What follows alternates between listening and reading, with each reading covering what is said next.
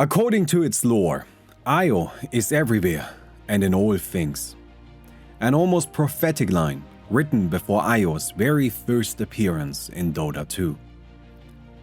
Across the 11 tournaments that make up the International Tournament Series, 1,860 games of Dota were played. Io was picked or banned in 885 of them, making it by far the single most contested Dota hero of all time. The question then remains, is the most contested hero also the best? Today we will investigate Io's story and its performance in the competitive Dota 2 scene, specifically at our most important events, the International Tournament Series. So, how good was Io, the Wisp?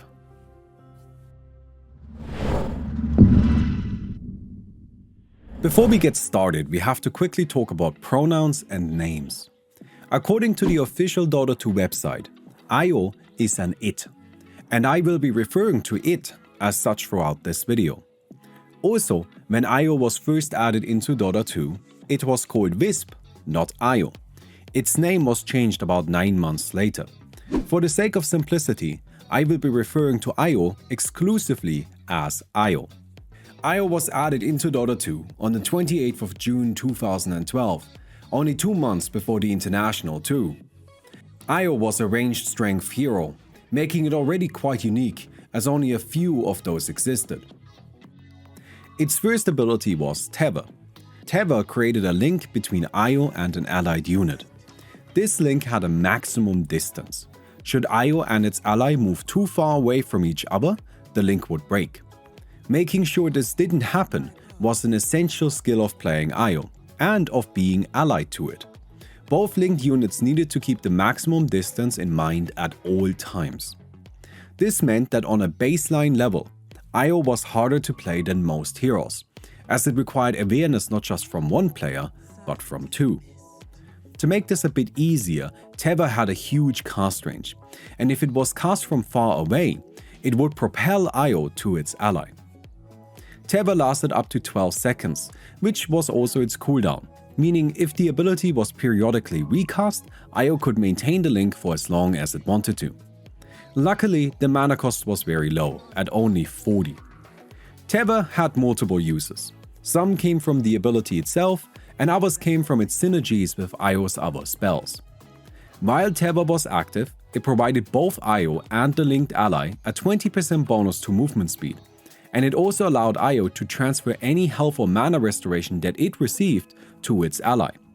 If Io regenerated health or mana or was healed, then its ally also received that healing. An important caveat here was that Io needed to actually be healed to transfer health or mana. For example, if Io received a 100 health heal but was only 50 health away from its maximum, then it could only transfer those 50 health it actually healed, and hence would only heal its linked ally for 50. To make best use of this healing effect, Io needed to always have taken a little bit of damage, even just during laning, to transfer its natural health and mana regeneration. Finally, if an opponent came into contact with Tether, they would be stunned. This stun scaled aggressively, all the way up to 2.25 seconds at level 4. While it could hit multiple opponents, it could only stun each opponent once per cast. To affect the same opponent again, it needed to be recast first. Io's second ability was Spirits. Spirits summoned 5 spirits to circle around Io. Each spirit would explode if they touched an enemy hero, dealing significant area of effect magical damage. If they collided with a creep instead, they wouldn't explode and deal reduced damage. Io also had 2 sub-abilities that allowed it to manipulate the distance at which the spirit would circle it by either calling them in or sending them out. The spirits could be sent up to 875 units away, which was an enormous distance that easily outranged every hero and most other spells. Spirits did upwards of 100 damage each and provided a small amount of vision, making them one of the most damaging basic abilities in the game and an excellent scouting tool. Overcharge was Io's third ability, and was strongly connected with Tether. Overcharge was a toggled ability with no mana cost or cooldown. When activated, it will constantly drain a small percentage of Io's current health and mana. In turn, Io and its linked ally gained a respectable amount of bonus attack speed and damage reduction. While constantly draining your own HP and mana may seem like a big deal, at this point in the past, it was only 2.5% of Io's current health, not its maximum. That's an important distinction, as the actual health lost became less and less as Io's current HP dropped and quickly became insignificant. Overcharge was also an easy way for Io to manipulate its own health and mana pool to guarantee healing to its linked ally. Finally, Io's ultimate was Relocate. Relocate allowed Io to teleport itself and its linked ally to any location on the map after a short delay. Then, after 12 seconds had passed, Relocate would teleport Io and any linked ally back to Io's original location. Both the teleport and return locations were visibly marked for both teams, and Relocate could only be interrupted by stunning or killing Io during the initial delay. After teleporting, Tether would have its duration refreshed to a new 12 seconds and didn't require Io to recast the ability to return with the same hero that it brought. That is, as long as the link wasn't broken, either involuntarily or by choice. Sometimes it was best for Io to return with a different hero or just by itself. Relocate was an incredible ability with seemingly endless utility. Among others, it could be used to initiate ganks half the map away, to save allies from the middle of a fight, or to bring important heroes to objective points. Relocate not only gave Io, but its entire team a global presence, which is something no other hero could do. To top it all off, Relocate didn't even have a long cooldown, only 90 seconds at level 1 and 60 when maxed out. I don't usually make value judgments this early in a video, but I want us all to be on the same page about this hero. Io was incredibly strong, with every single one of its abilities being absurdly powerful. However, as already mentioned, Io was also hard to play, as it required team-wide understanding and coordination to be utilized properly. Io was added to Dota 2 only 2 months before the International 2012 started, and as such it received no balance changes before the tournament. What comes next may be a bit surprising. At TI2, Io wasn't a popular hero choice. It was picked and banned a total of 29 times, placing it firmly in the middle of the pack. This is weird. Looking at its abilities in a vacuum, the hero should have been incredibly powerful. To explore that mystery, let's start by having a look at how the hero was actually used. A crucial component of Io was its partner. For Io to properly use all of its abilities, it needed to be linked up to an ally, and choosing the right hero for that job was important. Ideally, Io partnered with a character that was already powerful individually and could be pushed to an overwhelming level with the additional enhancements provided by it. The partner should also provide additional disables, so they could close the distance on opponents and connect with the tether stun. While Io appreciated having some items, it definitely couldn't use them to the same degree of a proper carry, so it was mostly played as a support. Because of that, Io's partner should have carry potential, since they would lane together. Finally, it was beneficial if the partner could win a fight in less than 12 seconds, so that Io could teleport them both into a fight and then also out again. While this may seem restrictive, there were actually a few heroes that met all of those criteria. At TI2, by far the most common Io partner was Tiny, with Chaos Knight coming in at a distant second place. Tiny was a huge brawler with powerful disables, strong burst damage, and decent late game. He excelled at using Relocate for early ganks and was a big appreciator of the attack speed provided by Overcharge, as Tiny himself had the lowest attack speed in the game. Despite this synergy, the specific way Tiny was played at the time actually created problems that made it difficult for the combo to reach its maximum potential. Tiny players would nearly always build very movement speed focused, with face boots, drums and Yasha being their first items. At the time, Grow also gave bonus movement speed, which combined with the items and Teva's speed boost had the hero easily reach the speed cap. While this build was effective for farming and catching opponents, it also made it impossible for Io to actually maintain the Teva, as Tiny would keep running away from it and break the link. Io players then started developing counter strategies to this problem. They would intentionally let Tiny run to the maximum cast range of Teva before using the ability, which would then slingshot Io towards Tiny while he was running and bridge that gap. While this helped, it was of course a bit silly that counterplay needed to exist for an ally, and maybe Tiny could have built different items instead. Setting Tiny aside, struggling to keep Teva connected was a common issue at the time. There was a noticeable lack of coordination and experience with the hero. Just have a look at the start of this fight, where Tiny and Io immediately move into opposite directions and break the link. The team that used them here was eHome, who had by far the most games with the pair. My point here isn't to be rude to these players, but to reiterate that Io had only been released for 2 months, and as a result teams struggled to get the best use out of it. While so far I've been mostly laying out issues with the hero, when things went according to plan, Io was nothing short of insane.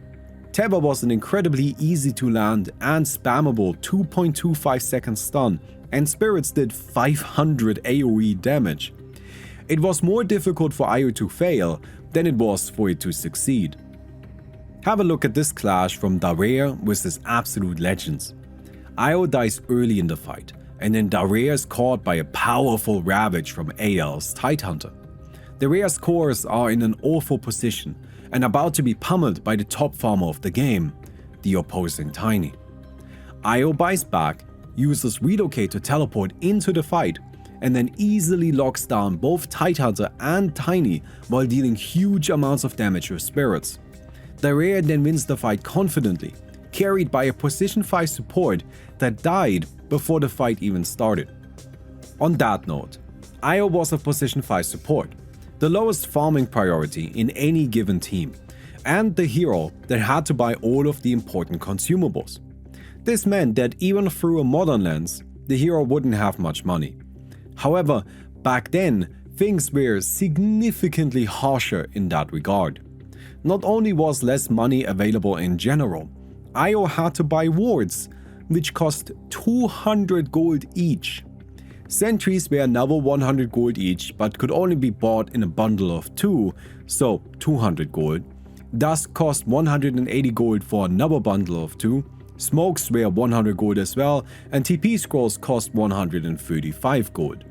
Somebody also had to buy the courier and upgrade it, which cost another 370 gold. So what was Io's item build? Whatever it could afford, which wasn't very much. Best case scenario, Io ended up with either Tranquil or Arcane Boots, a Magic Wand, an Urn of Shadows, and a Mechanism. Io focused on items that provided healing, which was synergistic with Teva and Overcharge. At the end of the Darrayr vs Absolute Legends game we had a brief look at earlier, Io did actually manage to get quite a sizable inventory, and this manifested in it and Chaos Knight becoming effectively invincible, even going as far as diving the opposing fountain. Unfortunately, moments like this only happened if Io managed to get money and didn't have to spend it all on consumables.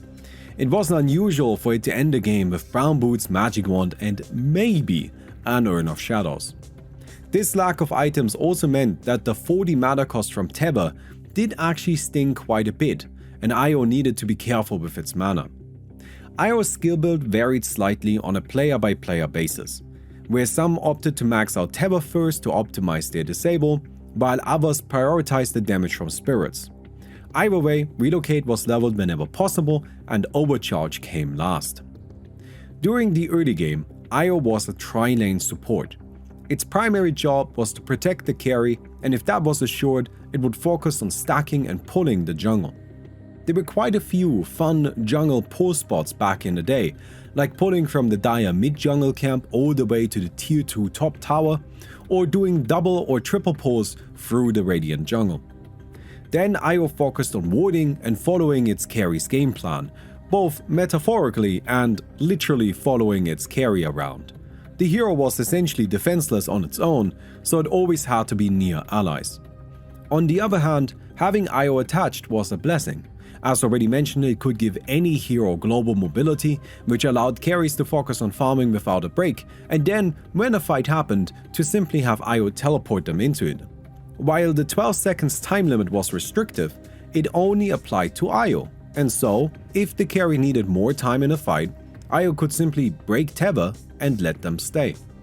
Although usually Io would get killed fairly quickly anyways, as it was a high priority target for the opposing team, due to being easy to kill and buffing the strongest enemy hero. Overall, I believe that Io was an incredibly powerful hero at the International 2012, but was held back by players not being practiced with it. Io was hard to play, and if you hadn't invested the time before the tournament, learning how to play Io in the middle of it wasn't a risk worth taking. The teams that used it got a lot of value out of Io. It concluded the tournament with a strong 57% win rate, showing that when used properly, Io was a force to be reckoned with. Patches 6.75 and 6.78 brought a small number of changes to Io. Tether now amplified the healing Io's ally received by 50%, so if Io was healed for 100 health and mana, then its ally would receive 150. Magic Wand had already been a strong item on Io, as it was a cheap and good tool to transfer a burst of healing. This new amplification now made it nothing short of spectacular, and allowed Io to instantly bring allies back to good health, even after having taken significant damage. Overcharge had its health and mana cost nearly doubled to 4.5%, and spirits no longer constantly provided vision, and instead only for a short moment when they collided with an opposing hero. It was also around this time that wards had their first gold cost reduction, putting them to 150 gold each. Their initial stock count was also reduced from 2 to 1. This meant that now only a single observer ward was available to buy at the start of the game, which reduced the money that needed to be spent on them even more. Io and every other support greatly appreciated this, as it gave them a bit more gold to spend on proper items. This in-between period also saw a large number of new heroes added, some of which partnered well with Io. Bristleback and Timbersaw in particular were tanky frontlining powerhouses that greatly appreciated the healing and mana Io provided. Overall, I would say that Io came out as a beneficiary of these changes, as the new healing properties of Tether were absolutely incredible. The International 3 was played across 157 games. Io was picked or banned in 130 of them, with all picks or bans but a single one coming in the first phase of the draft. The hero was an absolute menace.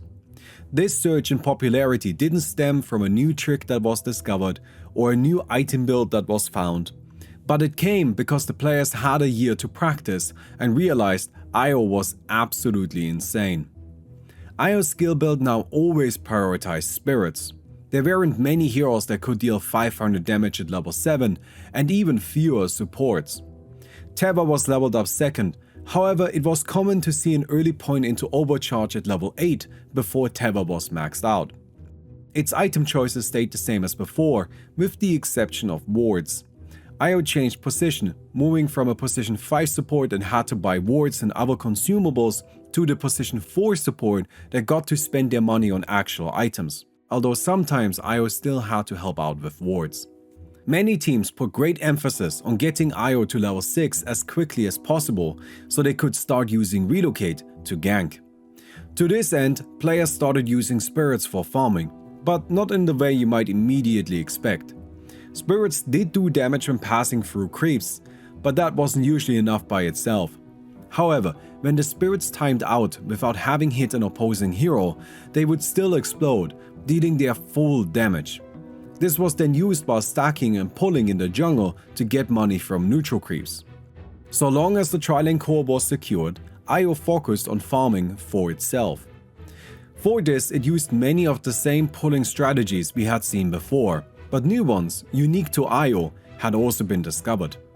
One of Teva's many strange properties was that when Io used it to lunge towards an ally, then at the point where Io stopped its accelerated movement, it would destroy nearby trees.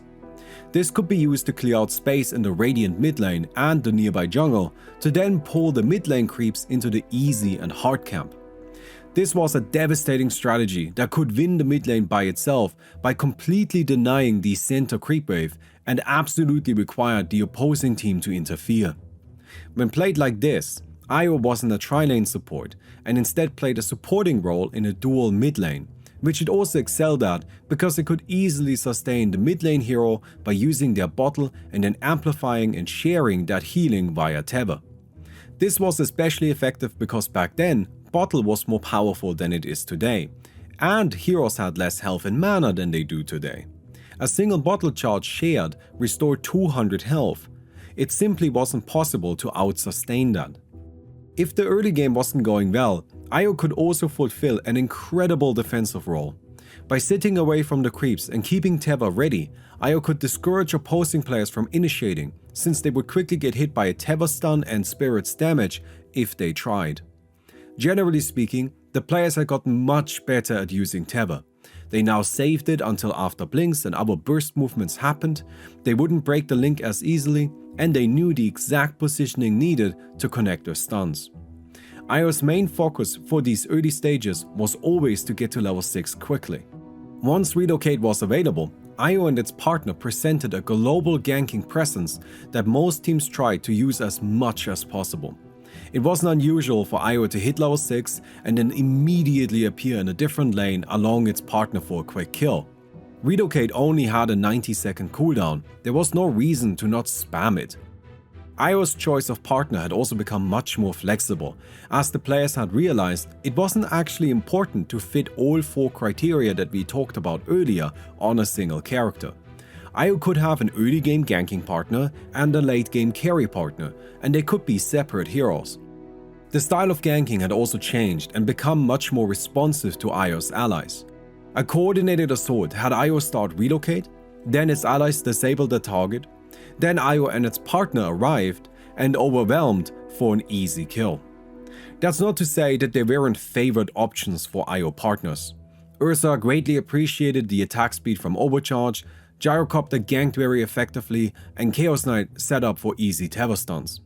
Io saw play from a wide range of teams, but one team didn't go a single game without the hero either being picked or banned, and that was Alliance. Alliance played a different style from every other team at TI3.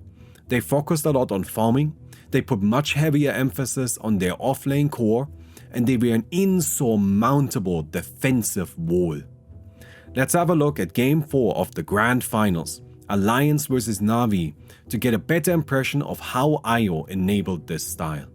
In this game, Io plays a supporting role for Gyrocopter in the top lane. Both teams start the game by aggressively pushing their respective safe lane tower. Alliance takes theirs quickly, but Na'Vi isn't far behind. With both teams' carries farming in the lane and their supports farming the jungle, it's a quiet laning stage. Too quiet. Craving action, Na'Vi groups up their team and pushes the bottom tier 2 tower. During this era of Dota, towers carried a huge bounty. Alliance had let the tier 1 go because they traded for it. As they have no way to trade for the tier 2, they move to defend.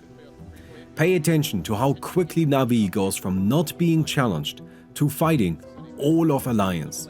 And also keep an eye out for how much damage this level 5 Io does. On the prowl, but lifted up, thrown in, coil as well. Here's your call down. Loda unloading the damage. 2 to fall, make it 3. Out Na'Vi in a headlong retreat. And Night Stalker's so alive right now, trying to get the slow. He does find it, and Funnick trying to fly off the cliff. Not gonna be as we see EGM picks up a Alliance now find themselves in a great position. They push the bottom tier 1 tower, but as they do, Na'Vi ganks Nature's Prophet in the mid lane. Alliance again responds immediately, teleporting in 3 heroes to get 2 return kills. As Gyrocopter is still focused on farming, Io now primarily partners with Night Stalker to apply pressure on Na'Vi. This pressure manifests in a brutal gank on the mid lane, as Bane and Rubik move to defend their tier 1 tower. Crystal Maiden and Gyrocopter were already there pushing, and out of nowhere Io, Night Stalker and Nature's Prophet appear and overwhelm the two supports. The Dire takes the tier 1 mid and then sneaks Roshan. Nowhere is safe. Alliance is always a 5-player team, even when they are not. Here Alchemist thinks it's only Night Stalker in the top lane, but as soon as Na'Vi engages, all of Alliance appears again. Nature's Prophet and Io bring a global presence that can only be challenged by a full team. The game slows down from here, as both sides focus on farming. Unfortunately for the Radiant, they don't feel comfortable moving too far away from their towers without their full team, while the Dire is spread out across the map, taking creeps wherever they please. During this period, Io is now partnered with Gyrocopter again, while trying to find bits and pieces of farm itself. At 20 minutes, Io finishes up a mechanism in addition to its arcane boots and Urn of Shadows. Alliance now starts pushing again, taking the last remaining outer towers. Anytime Na'Vi tries to move out of their base, they are immediately forced to retreat.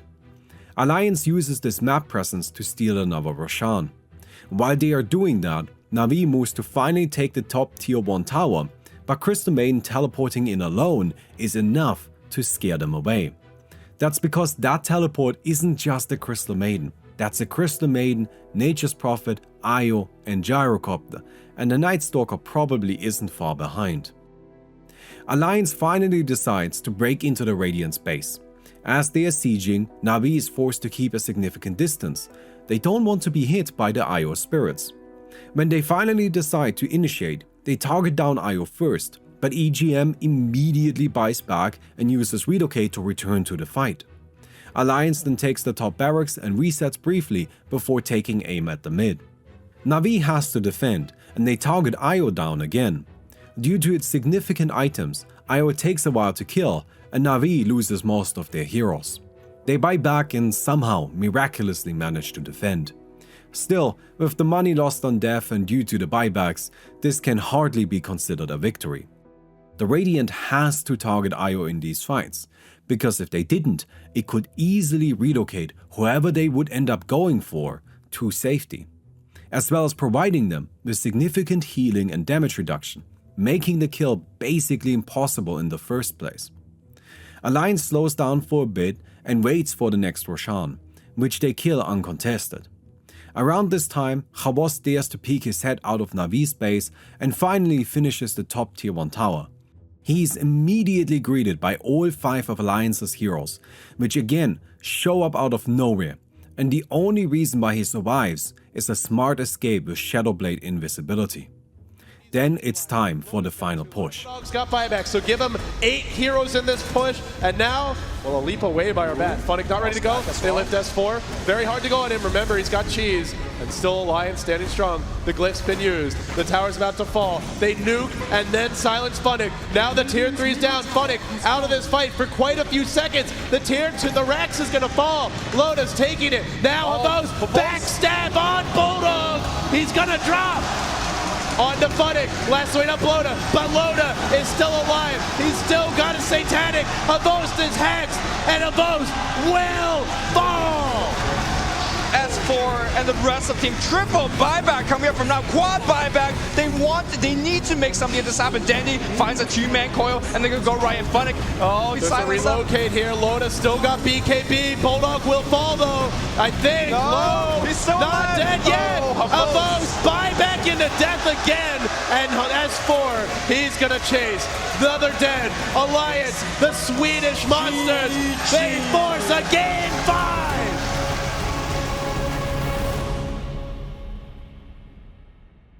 Io gave Alliance unmatched global map presence, which enabled them to focus entirely on farming.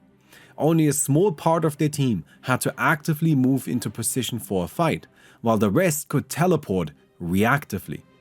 Back then, the Dota map felt quite big and empty. There was less to do and resources were more spread out, with large gaps between each of them. Pathing was also more difficult because the map layout was closed off, with only limited options available to move from camp to camp and lane to lane. IO being able to bridge those gaps in the map easily, not only for itself but also for a teammate, was tremendously powerful and a unique property that no other hero brought to the table. There was seemingly nothing that IO couldn't do. It enabled the carry to focus on farming without giving up on helping in fights. It supported aggressive pushes with its high, long-range burst damage, and it kept the frontliner alive when sieging. It helped aggressive teams get easy ganks as the stun assured nobody could run away. It helped defensive teams get their heroes out of trouble with a quick relocate back to the base. And it helped Alliance split push their way to victory in the Grand Finals. The best teams knew how strong IO was, and that showed. Alliance played it 8 times, winning every single one of those games. The Grand Finals was a back and forth masterpiece, going all the way to Game 5. IO saw play in all 5 of those matches by both teams and came out of them with a 100% win rate. Across the entire tournament, IO won 64% of its games. IO was nothing short of spectacular. It was present in 130 games, but I would argue that meant the hero was heavily underrated, as for some reason it wasn't chosen in 27 matches. At the International 3, IO was one of the strongest, most dominant heroes of all time. Being an overwhelmingly dominant force doesn't come without a price, and Valve acted swiftly and harshly. IO's tether had its movement speed bonus reduced from 20% to 17%. This wasn't that big of a deal, as 17% was still fairly strong.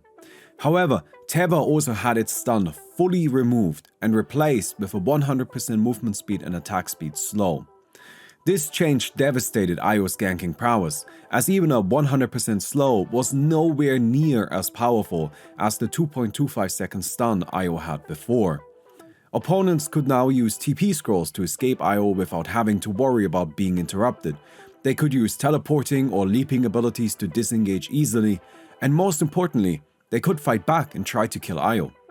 In a worst case scenario, IO might teleport its partner into a bad situation, get killed because it can't disable the opponent anymore, and then leave its partner stranded. I want to be very clear here. This change is one of the harshest ability nerfs that has ever happened.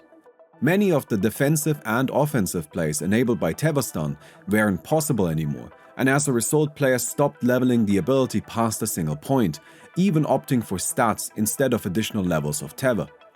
Overcharge now became the secondary ability, leveled at level 2 and then maxed out after spirits. Relocate didn't receive any direct changes, but it was affected by buyback being nerfed and becoming more punishing. Buyback now prevented the earning of unreliable gold until the normal respawn time finished and added 25% respawn time to your next death. IO had always gotten a lot of value out of buyback, as it could be used to not only bring itself back into a fight, but also an ally. This now came at a bigger cost. This same patch also brought an additional important change to Dota as a whole. Towers had their last hit bounty increased by 50 gold. This wasn't a significant increase, but it was the straw that broke the camel's back. The International 2014 was heavily dominated by pushing strategies. Towers were worth a frankly absurd amount of gold, about 5 times as much as in 2022. While towers had already been considered valuable at the previous tournaments, they were treated more as an additional way to get your team farmed up, and then you would eventually push and win. At TI4, that attitude changed, as teams realized that towers provided enough resources by themselves to facilitate a victory. Heroes like Lycan, Shadow Shaman and Razor took over the game, as they could quickly break down buildings, then build into cheap cost-effective items to continue pushing and end the game by 20 minutes.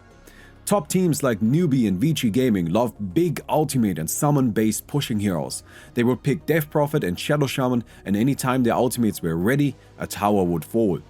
As the tournament played out, this led to an acceleration loop, because traditional late-game carries couldn't fight against these early pushes. So more aggressive, faster heroes had to be picked, which made the laning stage even more difficult. And a lost laning stage meant a lost tower, so even faster heroes had to be picked. and that's how Nature's Prophet ended up a premier safe lane carry. Io had a hard time fitting into this environment, as its favorite partners weren't frequently chosen. All of the heroes that we had seen partner with Io before had fallen out of the meta.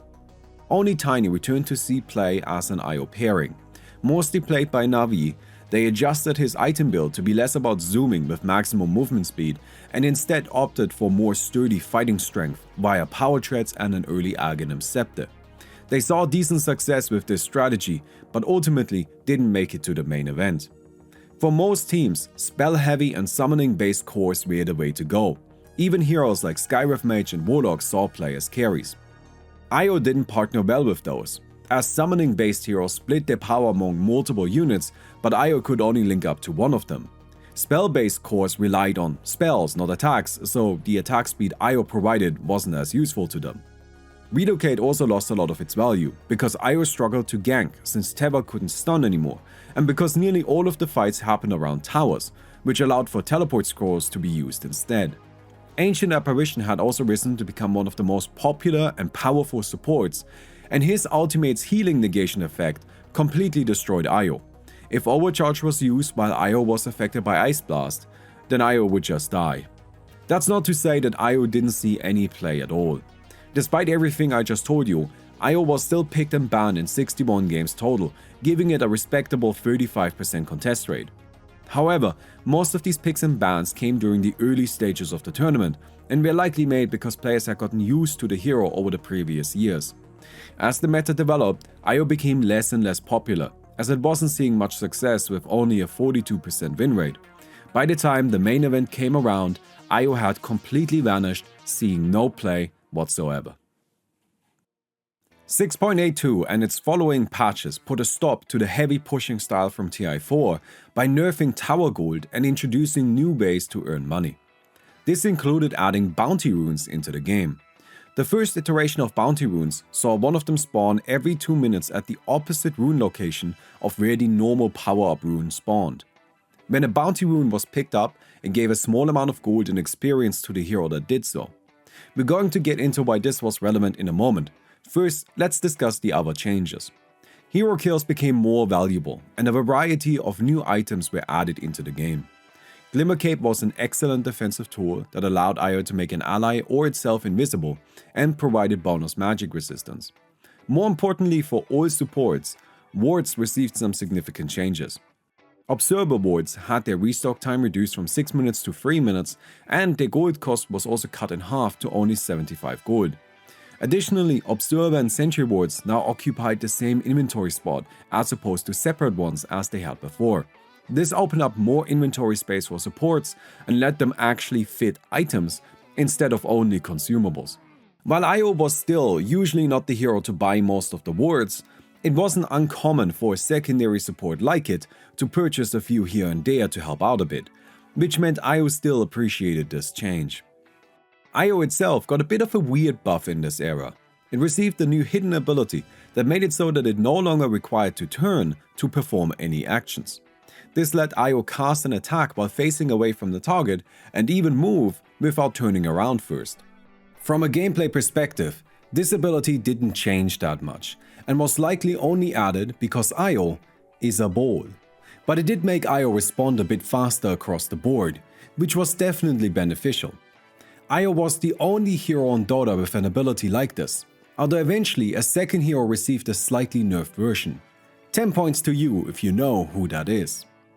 Finally, shortly before TI5, Teva was nerfed again, ever so slightly, now giving a lesser movement speed bonus at lower levels. To explore the International 5, I have invited a special guest. Hello, my name is Febby. I used to be a Dota 2 player. I played in several TIs. TI5, TI6, I played in MVP Phoenix. TI7, I played with Fnatic. And TI10, TI11, I think I just coached. Now I'm just a streamer. TI5 was all about the jungle. The pushing meta from the previous tournament had faded away, and instead players focused heavily on stacking and farming neutral creeps. This process was split up into 2 steps. First, the supports stacked the jungle while the carries got strong in the lane, and then the carries moved into the jungle to clear the stacks.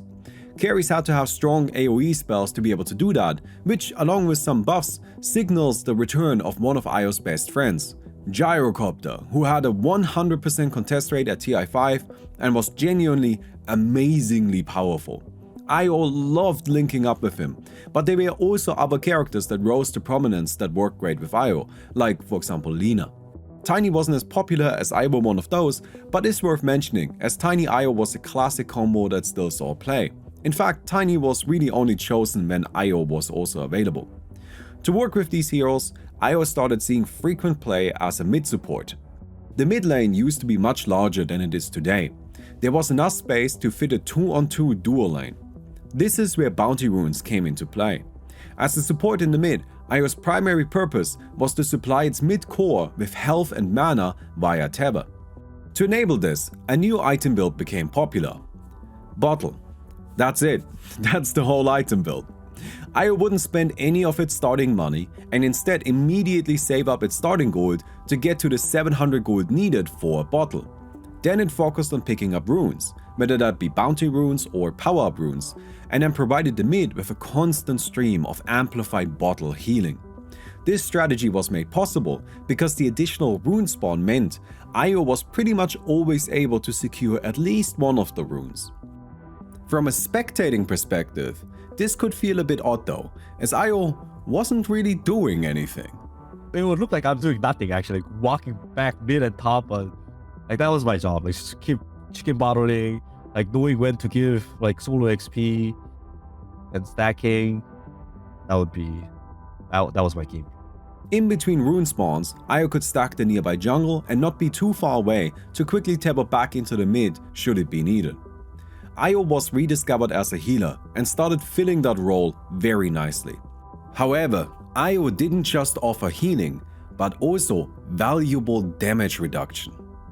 Io was really strong for the damage reduction. Any forms of damage reduction was really valuable. Like throughout Dota, I would say. That's why like Wraith Pact was OP. With this new patch, Crimson Guard is OP too. So we would often like pair it with Bristleback or like some range heroes that would seem weaker, but we would make it stronger. Like the damage that they usually need to input to kill a Lina, as for example, there would need to be more. And in these kind of stages, like just like surviving with one tick is huge, right? So we can turn around the gank. Yeah, damage reduction, OP. Io was OP. I think early mid, like I would play with the tanky hero, like to make him more tankier, and then the mid late game, whoever has the most network / like the weak condition hero, like I would tether him and make him get damage reductions. Like his network is even more amplified, if that makes sense. Because like by that time, like when it's mid late game, you don't need to make the tank more tankier. You just need the damage to stay alive as long as possible. Relocate also maintained its position as one of the most versatile and useful tools in the game. Teams like MVP valued it specifically because of the impact it had on the lanes. So there's 3 lanes and 1 lane is really safe, 1 lane not so safe, and 1 lane is really dangerous. That's how like you should think about it. And with Io, like you can have like you can make it so that 3 lanes feel like it's safe because you can relocate onto the other side of the map and back up really fast. So that's what we abused.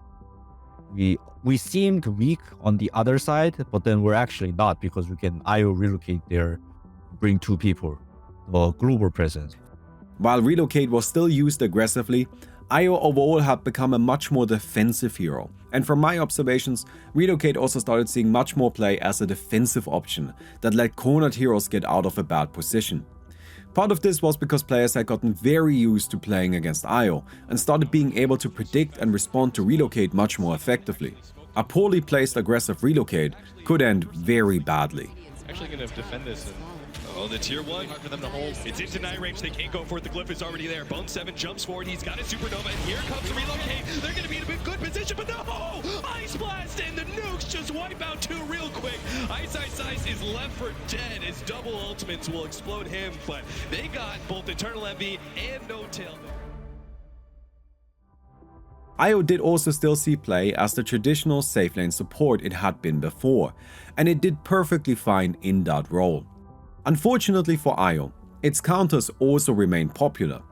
Ancient Apparition was a common choice, Naga Siren could use her ultimate to intercept any relocate plays, and Winter Wyvern had an incredibly easy time hitting at least 2 heroes with her ultimate when IO was involved. Overall, at the International 5, IO remained as a lower-end top-tier hero, seeing play in 23 games and being banned 28 times, for a total 31% contest rate and a 52% win rate. A solid and respectable performance. Yo, apologies for interrupting. Don't worry, we'll get back to the video in just a second. But I wanted to remind you guys to give the video a thumbs up if you've enjoyed it so far, and also to consider becoming a channel member here on YouTube. Channel memberships are really the best way to support us. These videos take a long time to make, like forever to make. And the only way we can continue doing that is if we have your financial support. And the best way to do that is through channel memberships. You also get perks for becoming a channel member, like for example early access to the next videos, or bonus material like the full versions of the interviews we recorded, or just bonus videos that we make. Sometimes we find some fun games and we, make some content with that. And then of course, you also get to participate in voting on what hero we do next. For example, I just finished up writing the sniper video, and that was because of a poll with our channel members. So please, consider becoming a channel member. We really need your support. We would really appreciate it. And now, let's get back to the video. The only change IO directly received between TI5 and 6 was a 1% nerf to Teva's movement speed bonus. There were a few other changes though. Bottle was heavily nerfed, going from 135 health restored per charge to only 90, and from 70 mana to 60. It was also made slightly cheaper. And a bunch of new items were added. Noteworthy for IO were Fairy Fire, Infused Raindrops, and Tome of Knowledge, all of which represented helpful, cheap consumables. Fairy Fire and Infused Raindrops in particular were nice because they offered health and mana restoration, which IO could then share to its allies. At the International 6, IO was primarily played as a defensive healing support that enabled its team in the early game by providing bottle healing. However, there was a bit of a change in mentality as to who IO could be paired with. Teams realized that if IO is focused on healing, it really didn't matter who its partner was. Every hero appreciated health and mana, particularly in the early game. During the laning stage, IO essentially became a walking fountain.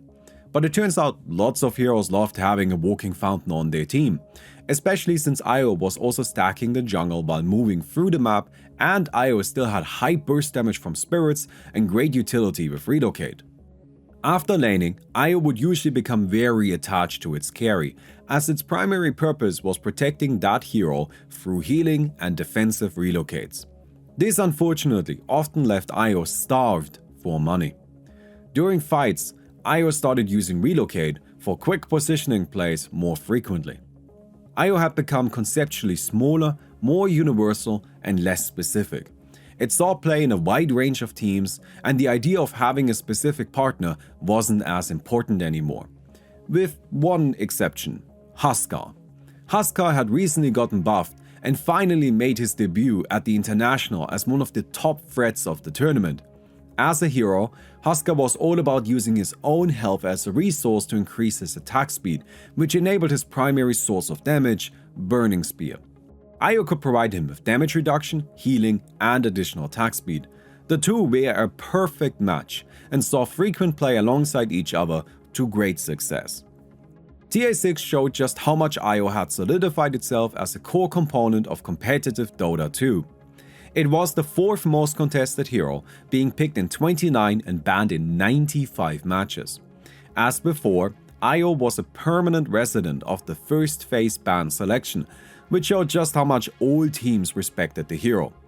I find this quite amusing, as watching the games IO actually saw play in makes obvious just how practiced everyone was against it. Teams knew how to play against IO, and they did a great job at isolating it and interrupting its plays. Despite that, most teams still just didn't want to risk it and decided to ban IO instead. IO wasn't a standout hero at TI6. Instead, it was the sturdy rock in the ocean that is not bothered by waves crashing against it. It was the zip tie that cable-managed team compositions. It was basically impossible to go wrong picking IO, and so it saw a ton of play. IO being ever present for so many tournaments in a row prompted Valve into giving the hero some proper nerfs. Relocate had its delay and cooldown increased, Overcharge now drained more health and mana, Tether gave even less movement speed, and finally, Spirits had their mana costs increased.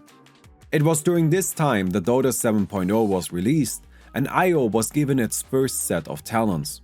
Unfortunately, they weren't particularly remarkable. 6 armor at level 10 was definitely nice, but apart from that, health regen, mana regen, not really the most valuable even with Tether. IO wouldn't usually get into the higher levels anyway, due to a permanent case of getting killed first in teamfights syndrome. More importantly, the introduction of the backpack was greatly appreciated by all supports, as now they had plenty of space for consumables. I haven't brought this up until this point, but over the years, killing observer wards had been made more valuable by giving the wards a higher bounty. This reached its peak at patch 7.07 with a 100 golden experience bounty.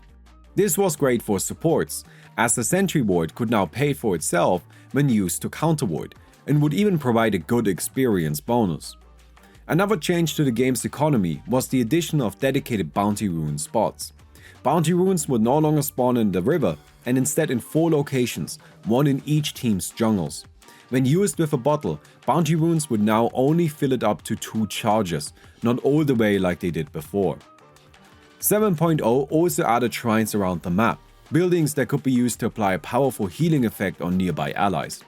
This healing effect wasn't as synergistic with IO as you might expect, as it was usually already enough to heal players to full health by itself. More importantly, shrines offered teleport points that allowed IO increased access to multiple lanes, and they gave a team-wide gold bounty when killed, which was a nice influx of cash. Overall, 7.0 had been very kind to supports.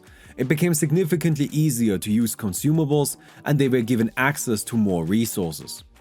Before we get to TI7, I would like to talk about a minor patch that was released shortly before that tournament. For us to understand this patch, I first need to introduce you to an IO trick that had existed for a long time. But yeah, on the side of LGD, Age is up. They'll be looking for objectives. TP coming in top. There's the haunt and the quick relocate on MMY. Almost there with the stun.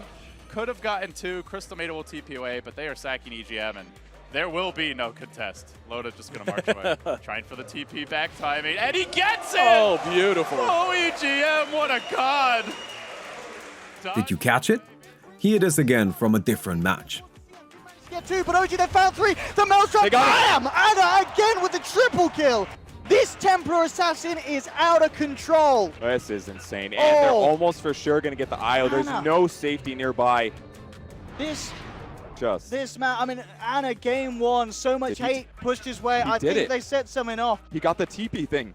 Oh, did he time it? He timed it. Well, I heard talking about that like 2 or 3 days As ago. we know, Relocate teleported the player anywhere they liked on the map, but then returned the player back to their original location. This was used frequently to save more important allies, by teleporting them away from a fight. Unfortunately for IO, this usually meant its demise, as it gave its opponent plenty of time to set up for IO's return. This is where the trick came into play. If a TP scroll was used and timed to teleport exactly 1 tick delayed from when IO's relocate return triggered, then IO would not teleport to the return location, but to wherever the TP scroll was targeted. If the TP scroll timing was even just 1 tick too early or 1 tick too late, IO would instead end up at its return location, having wasted a TP scroll. This trick was incredibly unreliable, and usually not worth going for, as a tick is 1/30th of a second and TP scrolls were expensive for a hero like IO. Well, actually, I'm not sure if a second is split into 30 ticks. We definitely know that custom game servers run at a 30 tick rate, but custom game servers are also known to be worse than official matchmaking servers. I've seen reports state that matchmaking servers go as high as 64 ticks per second, and I've even read opinions that tournaments use special servers that go to 128 ticks per second. Take this with a grain of salt, as I couldn't find any evidence. If anyone happens to know and have proof of the server tick rate for Dota 2 tournaments, please let me know and I will leave that information in a comment below. Either way, should this be true, then the timing becomes 1/64th of a second or even 1/128th of a second, which is too precise to consistently hit for a player. Even the most conservative estimate of 1/30th of a second is still very hard to hit.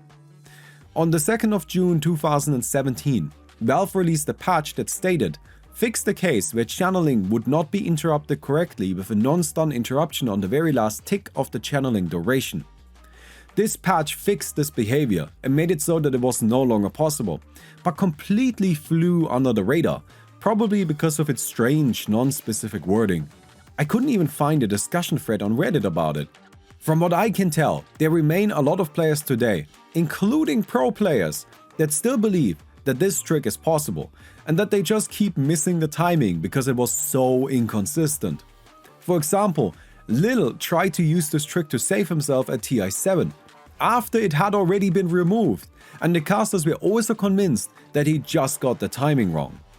I do wonder just how many TP scrolls have been wasted by poor IO players trying to save themselves, only because Valve didn't include this change in any proper patch notes. IO had seen multiple nerfs going into TI7, and the field had overall become more competitive as many heroes were buffed by talents. As you might already expect, IO didn't care even the tiniest bit about any of that and remained a top tier pick used by the best teams in the most important matches. Its role was the same as before, as the addition of the new bounty runes made the running around the map and feeding allies bottle charges playstyle much more consistent. While the new bounty runes didn't fill the bottle up all the way anymore, that hardly mattered as there were simply way more of them, which meant IO could always secure them even from a side lane. The hero was still an excellent defensive support.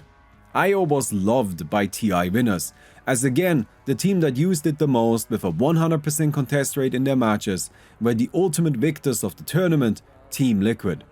GH was an unbelievably skilled IO player that basically won teamfights on his own. The days of accidentally breaking links and poor relocate positioning were long over. Have a look at these fights and how GH played them.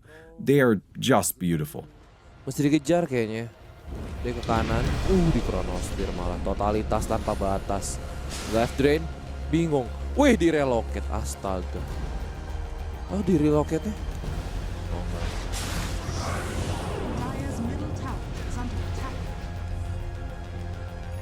Di relocate-nya sedikit doang. Tapi ada Echo Slam dilawan balik nih. Oh, ada AM, mana Void. Oh my god. Itu gimana caranya kabur di Reaper side. Samping kiri tapi masih ada Burrow Strike. Memborbardir. Main kontrol di sana tapi masih ada Sand King, masih ada Urn dan dia bakal mati di sana. 4 hilang lu tiba-tiba. Oh gila, itu bait terpancing. Dan pantas kalau dipakai.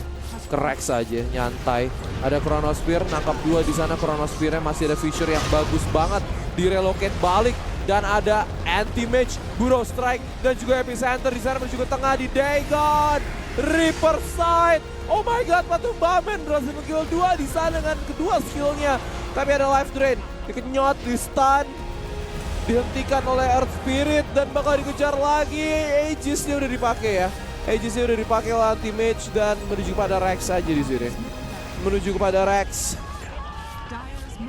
83 games, 68 bans, 47% win rate, IO remained a foundation of competitive Dota, although it again spent most of its time being banned in the first banning stage. Up to this point in Dota's history, IO mostly received small and precise patches.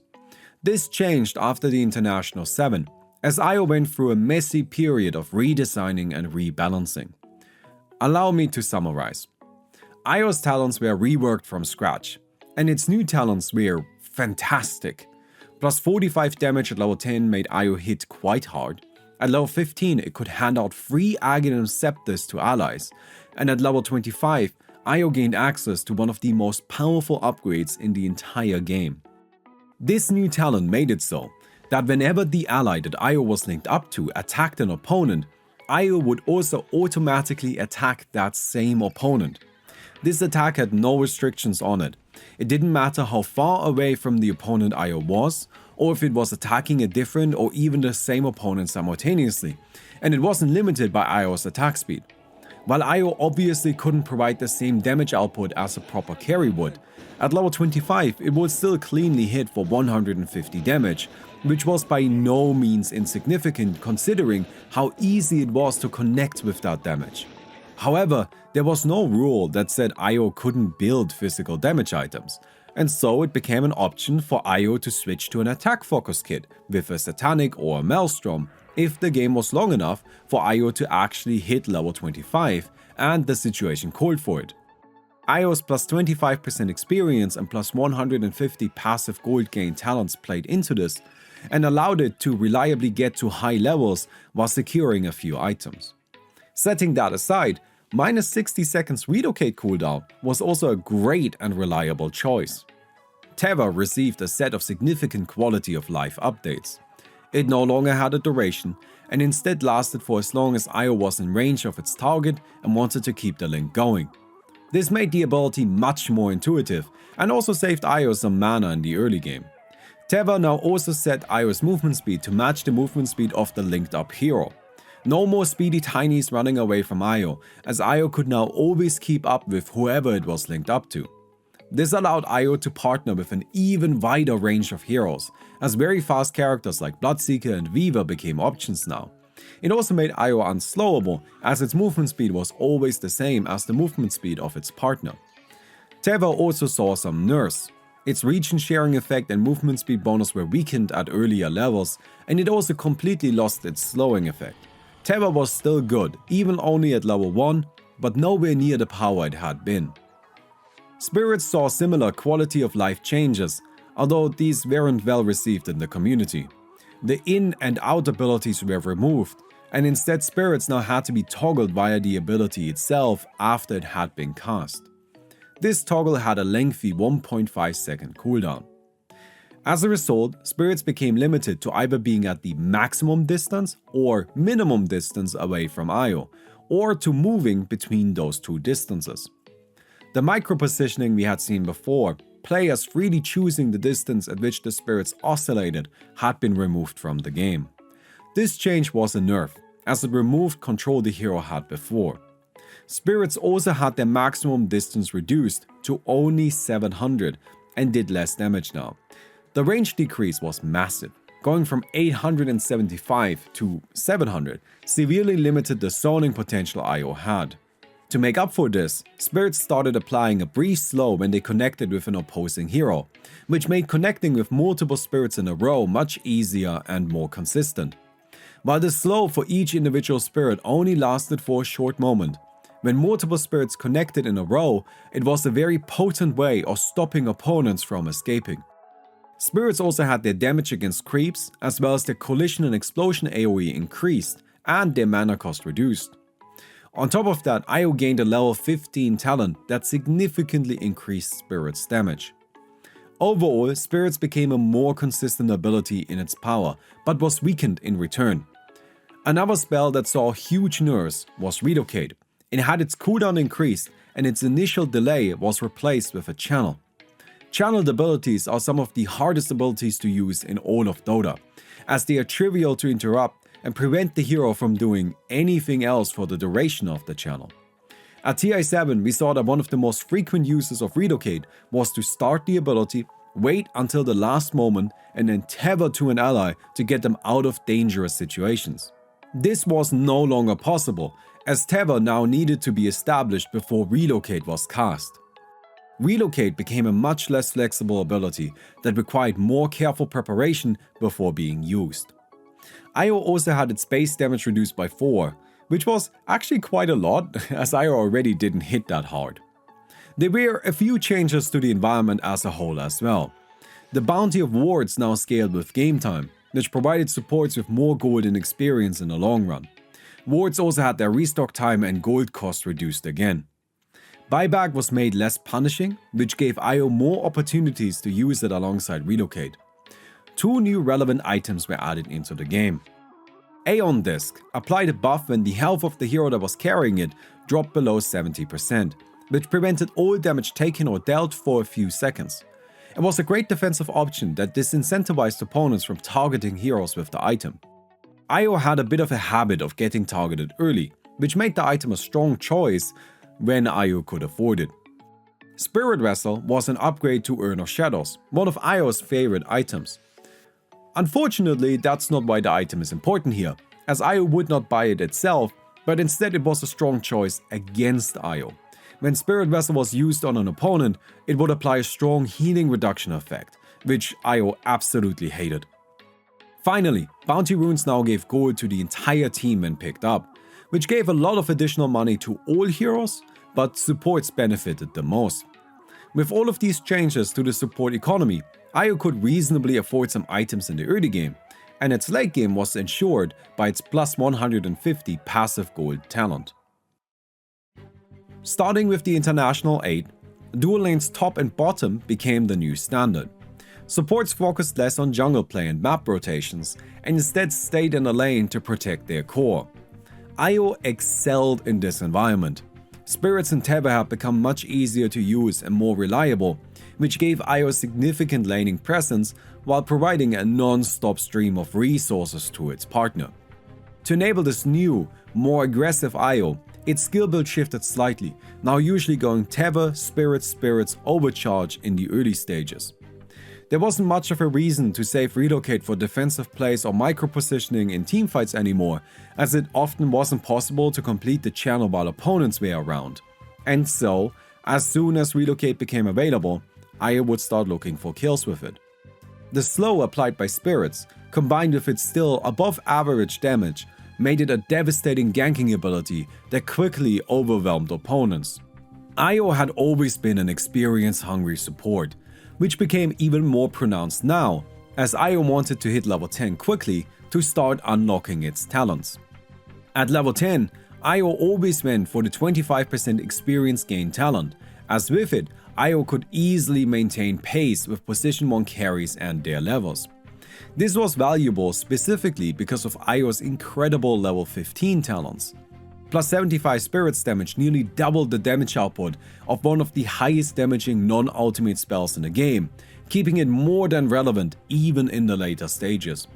However, the Teva Grand Scepter bonus upgrade surpassed even that.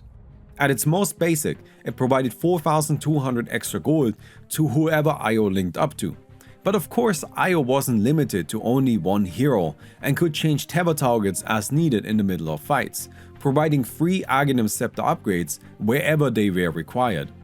This wasn't quite as broken as it may sound, as at the time not every hero actually had an Aghanim Scepter upgrade. However, one that did was IO's best friend, Gyrocopter. While at the previous tournaments, the idea of a dedicated partner for IO had faded away, it came back in full force at TI8. IO and Gyrocopter each played about 33 games, out of which they paired up for 21 of them. Gyrocopter was an excellent aggressive core that really only had 2 problems in the early game. His mana pool wasn't as big as he would like it to be, and he needed to get close to his opponents to do his damage. IO easily fixed both. Teva supplied Gyrocopter with mana and movement speed, while Spirits stopped opponents from running. Relocate could also bring Gyrocopter right into the center of the action, exactly where he wanted to be.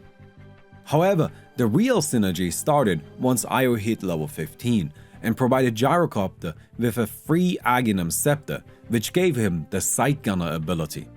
Sight Gunner had Gyrocopter attack a random nearby enemy every 1.1 seconds. This attack could only be disabled by break. It would still fire even if Gyrocopter was disarmed or stunned, and it counted as a normal attack, meaning Gyrocopter could use it to trigger effects like Lifesteal or Critical Strike. Sight Gunner was an excellent Aghanim Scepter effect that saw frequent use on Gyrocopter even without IO. However, when he had to purchase the item himself, it would significantly slow down his game plan. IO providing it for free changed everything. Gyrocopter could now focus entirely on fighting power, rushing items like BKB and Maelstrom to overwhelm his opponents. This Aghanim Scepter effect was particularly well suited because Io didn't need to worry about missing its timing. Most heroes had their Aghanim Scepter tied to their ultimate, which meant that Io needed to be linked up at the moment the ultimate was cast. Gyrocopter on the other hand didn't care. If Teva became disconnected, then whenever Io could re-establish it, Sightgunner immediately started firing again. Even going past this point, should the game take a long time and Io and Gyrocopter reach level 25, then the attacks Teva allies target talent turned the two of them into one of the strongest late game combos. Whenever Gyrocopter attacked, Io attacked. Whenever Sightgunner attacked, Io also attacked. And whenever Gyrocopter used his flak cannon ability to attack every enemy in a huge radius, Io also attacked every enemy in a huge radius. This was a rare sight though, as Io Gyrocopter games usually ended quickly. While the pair was incredibly dangerous at level 25, if they were split up somehow, then Gyrocopter wasn't that strong a carry by himself, especially since he didn't have Aghanim Scepter without Io. It was better to use their early power to end games quickly. This combo was strong, but it was by no means an even relationship. Io enabled Gyrocopter, not the other way around. If a team didn't want to play against Io or Gyrocopter, they had to ban at least one of them. However, seeing as Gyrocopter wasn't chosen frequently without Io, and Io was easy to fit on any team regardless of partner, banning Io effectively acted as a ban for both of them, while also taking a dangerous hero out of the pool. In fact, banning Io was just an easy, safe thing to do. The teams that didn't have to worry about relocate shenanigans, spirits bursting down their carry at level 5, and a support suddenly turning into a DPS powerhouse in the late game. During the first banning phase, neither team really knows what their opponents are planning anyway, so getting rid of Io then was unlikely to be a bad choice and didn't give away your own game plan. The only time that teams would let Io slide was when they were prepared to deal with it. Earthshaker, Dark Willow and Crystal Maiden abused that Io was always next to an ally with their powerful AoE spells, and Silencer completely shut down any relocate attempts, as Global Silence could be cast from anywhere on the map in response to Io starting the channel for its ultimate, which immediately cancelled it. Phantom Lancer and Ursa also posed issues, as they could easily overwhelm Io at any point of the game. In terms of items, Io stuck to what we had seen before. Bottle was a common choice. Magic Wand, Urn of Shadows and Mechanism rounded out a strong core of healing items. Interestingly, Io players would often skip any kinds of boots entirely, as Io didn't need them anymore. Its movement speed was now set to whatever the movement speed of the Teva target was. If they had boots, so did Io, and if they didn't, then neither did Io. In very long games, Io could accrue quite a lot of money with its level 20 talent. However, there were no clear guidelines on what to buy in that case. Some players opted for utility with a Heaven's Halberd or a Scythe of Vice, while others turned Io into a bulky ball with a Heart of Tarask or a Satanic. Ultimately, the choice was made depending on the specifics of the game they were in. At the International 8, Io was again a top-tier hero, being contested in 173 games, which was over 88% of the entire tournament. As you probably already calculated, most of these were bans again. Io was banned 140 times. Surprisingly, in the games that Io saw play, it really didn't do well.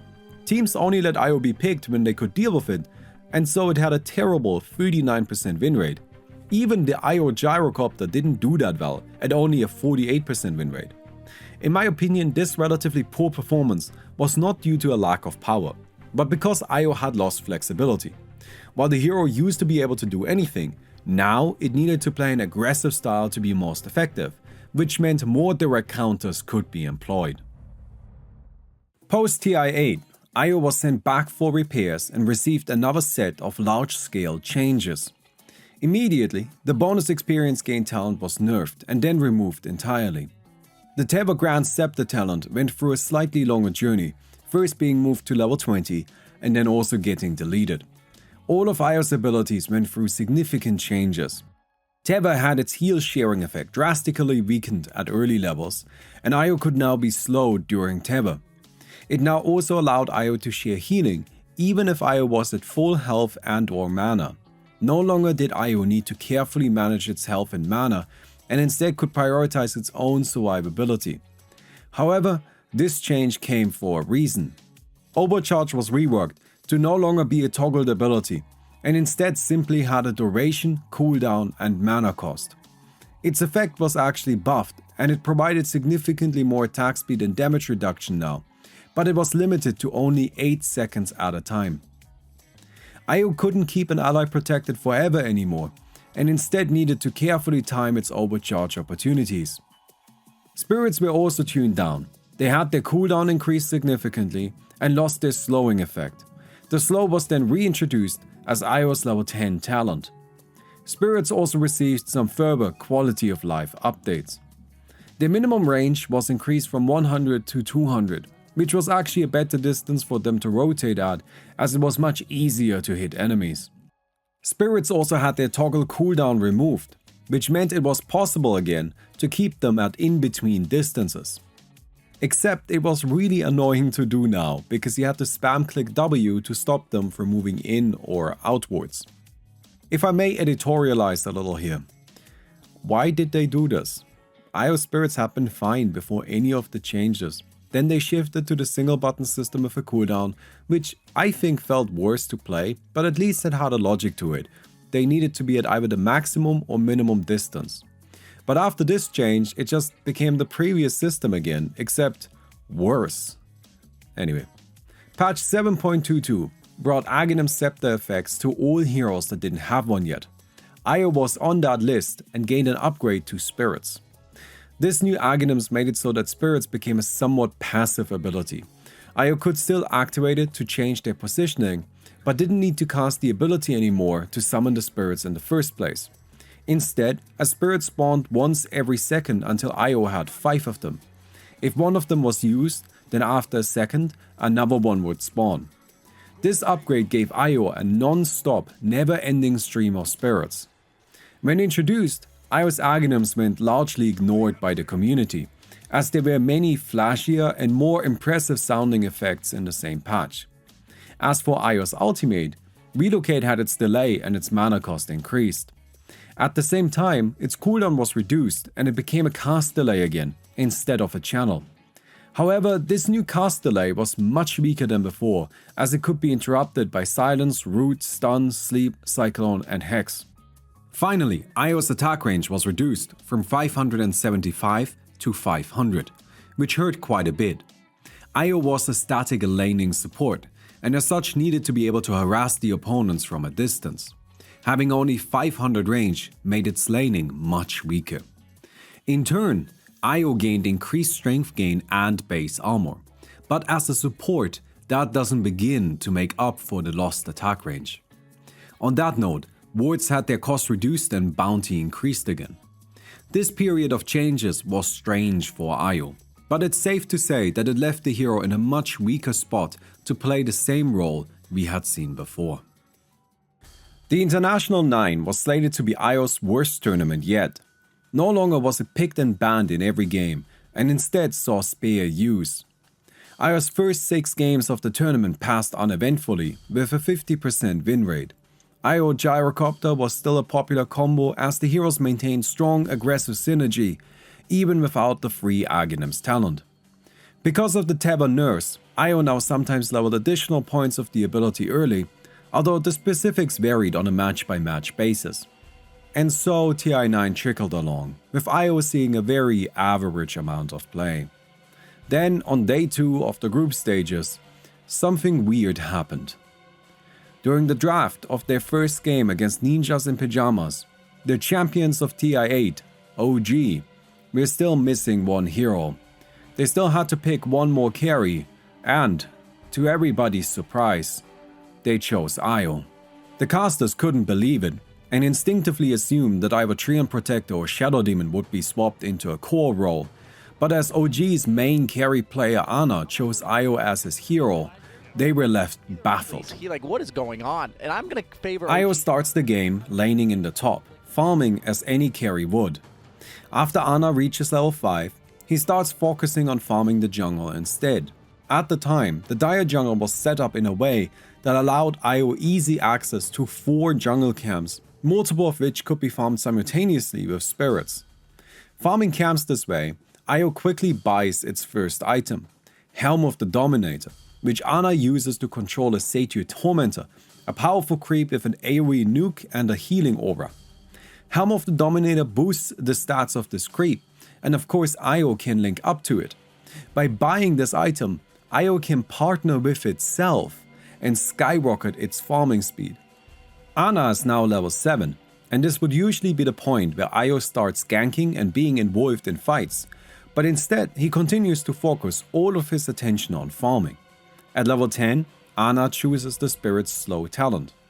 Because IO is completely uninvolved, OG's other players need to work that much harder to keep the game from falling apart, but they struggle 4 vs 5 and NIP pulls ahead.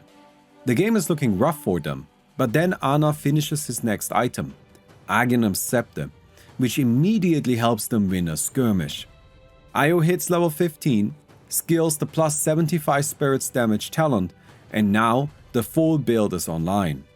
Immediately, Ana starts grouping up with his team, moving around the map aggressively, looking for kills. The fully enhanced spirits supply an endless, crushing stream of 155 magic damage each, coupled with a powerful slow. Despite having been behind all game, OG starts playing as if they own the map. They move aggressively, forcing fights and playing for objectives. NIP is unsure how to tackle OG's lineup in fights, and they try to focus on IO. But Ana has 2 defensive supports in Shadow Demon and Treant Protector, both of which do a great job at keeping him alive. And while NIP is scrambling to get the kill, Topson's Windranger is left unchecked, taking down heroes left and right. OG takes control of the game, and as the fights continue, it becomes clear that Ana is still finding his groove with IO. The two are not fully synced up yet. His positioning is a little questionable at times, and his spirits don't hit quite as often as he would like. After finishing the Aghanim's Scepter, IO's farming speed accelerated even further, and he quickly purchases a Heart of Tarask and Maelstrom. Yes, this is the new item build. Helm of the Dominator, Aghanim's Scepter, and then either Maelstrom or Heart, and then the other. OG continues to keep up the pressure and cleanly wins the game after both IO and Windranger hit level 25. Interestingly enough, they never built a significant gold lead for the entire match, but NIP still couldn't fight into them at all. Assessing the situation, NIP concludes that Windranger and Topson were the main problem. For Game 2, they ban the hero and design an aggressive draft to apply pressure on OG early. OG then picks IO for Ana again. From the very beginning, NIP establishes control. They win a pre-zero fight 3-1, then crush OG in the laning stage. Like in the game before, OG again has a very defensive lineup, with only Topson and Ana playing heroes that can deal substantial damage. Unfortunately, both of them have to spend significant time farming up before they can do anything. IO is pathetically weak before it hits its important benchmarks, so Ana is entirely focused on jungling, while NIP continues pushing towers and harassing OG's heroes. They also make a substantial effort to shut down IO's favorite jungle spot. OG, on the other hand, focuses all of their efforts on stalling. Elder Titan, Shadow Demon, and Earthshaker all have long-range abilities that can slow down pushes and disengage ganks. This buys Ana and Topson time, but NIP still continues building their advantage. By 18 minutes, they lead by 13 kills and haven't lost a tower yet, while having taken 4. Then, IO finishes Aghanim's Scepter. Immediately, OG groups up. They're willing to take a fight now. Using their excellent coordination, they win a clash in their jungle and then move for Roshan. But NIP respawns in time to take the fight, and they kill most of OG's heroes and start chasing IO. OG values nothing more than their IO, as it just hit level 15, so they buy back Earthshaker and send in the Shadow Demon to a second death just to keep Ana alive. The game is looking dire for OG. They are far behind in map position, and the carries are only barely keeping up. At 24 minutes, NIP smokes up, hunting for the killing blow. so far behind. 9k in 24 minutes. A smoke up coming as well from the side of NIP, heading forward. They're trying to get the backstab flank. Did not get anyone on the scan. Can they find a target? They spot out No-Tail. That's the first target to go for. The arrow lands as well. No-Tail gets blown up. Echo Slam in response. Quickly takes the enemies to a very uncomfortable spot, but they're continuing the fight. Ana and Thompson are both still alive. Ana's constantly pumping out the damage with those little orbs coming off from his Aghanim Scepter. And it's just tickling away at his opponents. 33 being controlled. Thompson barely even got any damage in there. But it's Ana with the IO. It's too tanky to take down, and so much damage being pumped out. Look at those orbs of death. The slow, the damage, the everything you need it to be. Into the roast pit they go. Ana even using relocate to quickly heal up so that they can secure the first Aegis of the game. What a play. Look at that damage coming out from the IO. Despite playing with a huge deficit, Ana annihilates the competition with his overwhelming damage and slows. He has hit his timings, and he's found his mojo with IO, placing himself in the spirits much more accurately. OG then takes Roshan, and IO finishes up a heart. They move into the mid and simply start pushing. IO makes Troll Warlord invincible to harassment with its tether and overcharge, and the spirits prevent NIP from closing the distance as the damage is simply too much to handle. Just a few minutes later, OG casually walks into NIP's base and attacks the main structure. NIP quickly realizes that today they won't be defending the Ancient and concede at only 30 minutes. They were far ahead the entire game, but then Ana reached level 15 and it was over. This series caused quite the stir in the community. Nobody was quite sure what they just witnessed. Was Carry IO a legitimate strategy? Or was it just TI8 champions OG beating the worst team in their group? A more competitive example was needed to firmly draw a conclusion. Luckily, OG vs Virtus Pro was coming up. Virtus Pro saw OG's games against NIP, so after OG picks IO, they immediately strategize around it and draft an aggressive, powerful tri-lane that quickly overwhelms IO in the laning stage. However, stuffing 3 heroes into a lane like this left the rest of the game wide open to OG. Thompson's Tiny is allowed to roam the map freely, crushing anyone from VP that dare cross his path. All while Seb, playing Enchantress in the bottom lane, is enjoying an entire laning stage worth of free farm. OG ramps up the engine with their mid and offlaner early, while Ana goes back into the jungle to farm up. This time he doesn't need to worry about obstructions, and he finishes his Aghanim Scepter in only 15 minutes. And the moment he does, OG groups up and starts pushing and fighting as a team. By 17 minutes, IO hits level 15. OG secures the top and mid towers uncontested and then move for Roshan. VP realizes they have to stop this.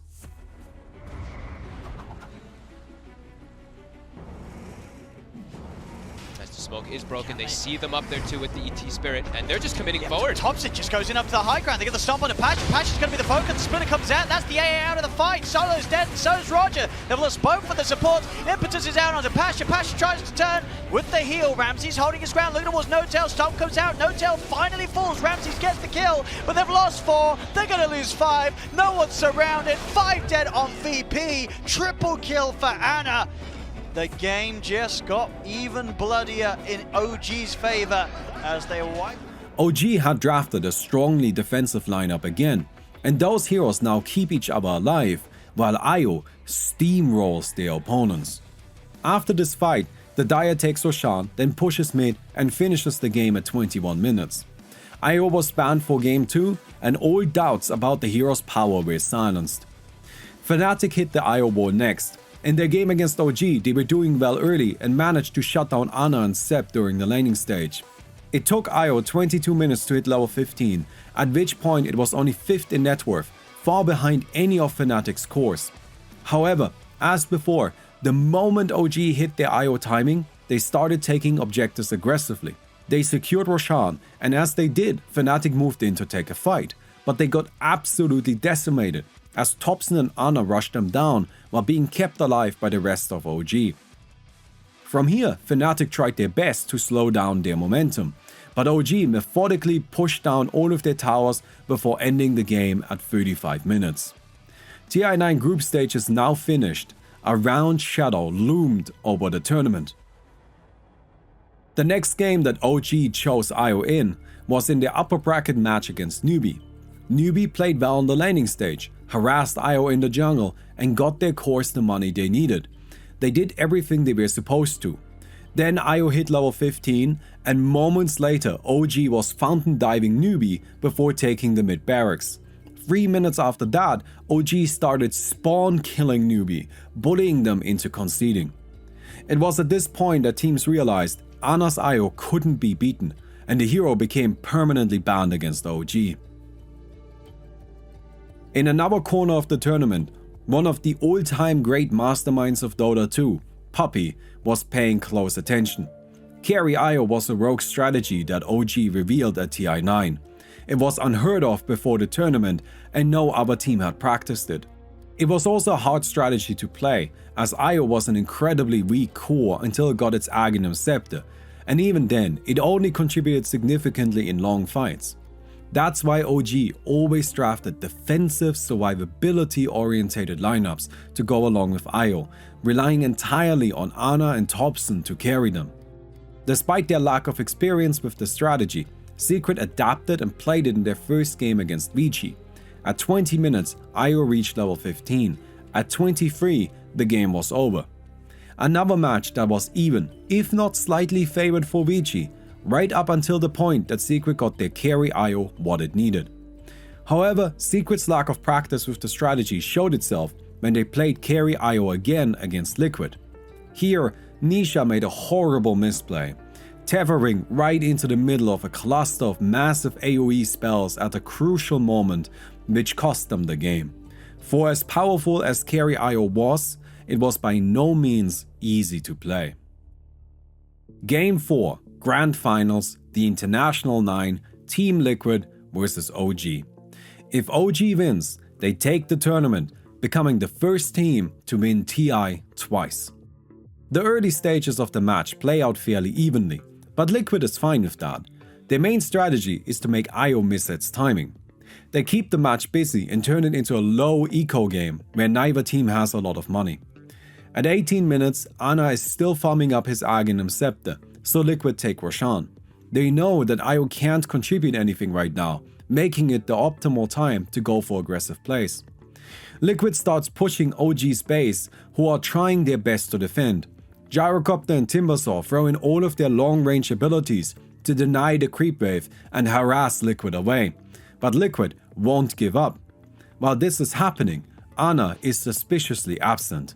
He has been finishing up his Aghanim Scepter and is scrambling to find level 15. As the game clock arrives at minute 20, the second Tome of Knowledge becomes available. Ana immediately retreats back to his base, buys the book, and levels up the Spirit's damage talent. IO hit its timing, and OG takes the fight. Tier 3 tower Liquid, they Level push 15 on. on IO. That Spirit Hero damage is there now. Ana gonna join the fray finally. There we have it, Miracle's mana. It's pretty much entirely gone by Thompson's focus. He'll look towards GH. GH is trying to off, but he can't get out. There's no mana. GH, he's dead, and now OG. They have that numbers advantage for this defense. They'll try and change the ball. Thompson, the Rocket Barrage brings Miracle down. Then the Shackle turn around. They're looking for Jarex. Jarex backing away. Thompson focusing Miracle. Miracle's still out of mana because of this diffusion. Jarex, he's able to cover. The GA is out. We will fall though. The magic damage is there from Thompson. Miracle's trying to run. Another stick charge pop, but Jarex can shut him off. In fact, Jarex, he's ready to try and look for more potentially. He's on top of Kuro. Another cooldown's there. The toss back into the combo. Jarex has the control. They're all getting picked apart as mind control falls. Miracle is surrounded, and they're all dead. Able to get this as well. OG, they will hold. And they're even taunting. They toss him to the dragon. What do you do when your mana's gone? What do you do? It's just not there. And OG's ready to go back and again. Jarex in with a wrap around the combo down onto mind control. The cooldown's there. Liquid out to back off. Again, mind control's mana pretty much got. He's able to pop the stick, get the GA off at least. Can they fight for the duration of it though? They're heading towards Seb. Real support. Sends back pretty much up to 4. Jarex in with another combo onto We are stunned up. We are dead. Miracle's the new focus. The missile followed through. OG pushing Liquid back to the base. Mind control them apart. Roll 4 for G8%, cuts him down on Chakram, double kill, they're pushing on OG. Liquid getting forced back to the base as Liquid have nothing. They have nothing to offer, folks. They're just giving, look at this, they're diving Fountain in TI Finals. They want Kuroki in the Fountain as well. They're gonna get him, they're chasing Miracle as well. OG, you thought you saw it all in game 2, you thought you saw it all in game 3, then OG is gold. OG are your two-time TI champions, they've done it, folks.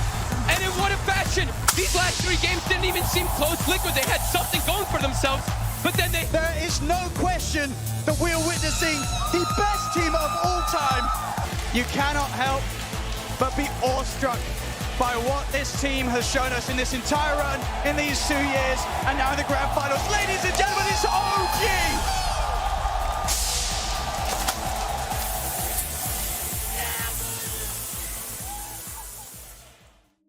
At the International 9, IO was an anomaly.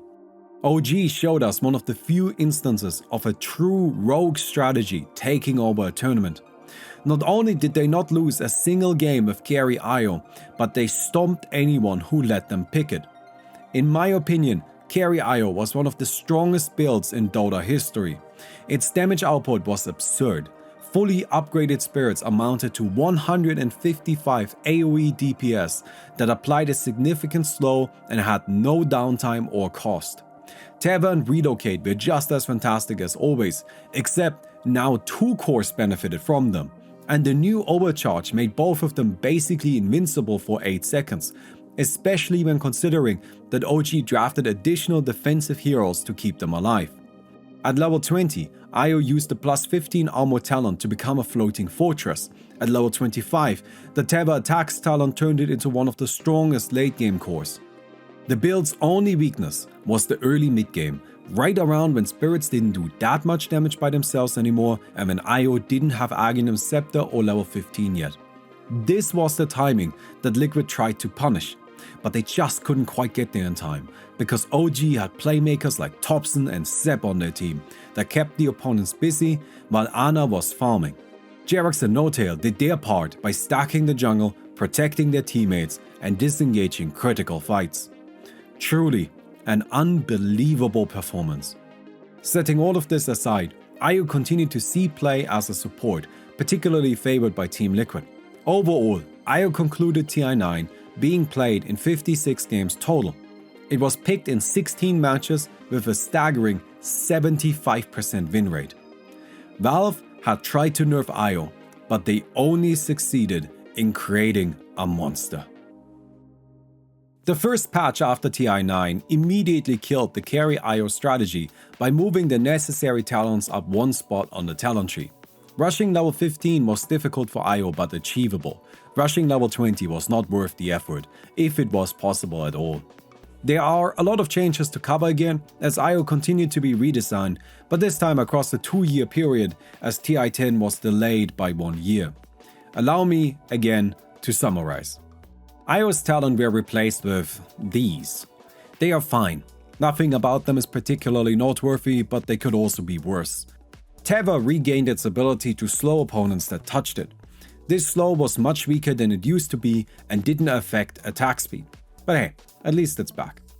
Tether's maximum distance was increased from 900 to 1000, although its cast range was decreased from 1800 to 1600. This made it more difficult to establish Tether, as IO had to be closer to its target, but also made it easier to maintain it. Tether also saw slight adjustments to its movement speed bonus and healing increase, both following the same idea of creating less extremes, making it stronger early but weaker late. During this era, Aghanim's shards were added to Dota and IO's upgraded Tether. It gave a new property that made it so if an opponent was touching Tether and then Tether ended, they would get stunned and take damage. This upgrade was a bit clunky and went against one of the core principles of IO, which was to keep Tether maintained at all costs. It seems that Valve agreed, and IO quickly received a reworked Aghanim's shard that simply reintroduced the Tether stun that IO used to have, but with a 7-second cooldown, while also providing some bonus movement speed. Spirits were unreworked and regained their in and out sub-abilities.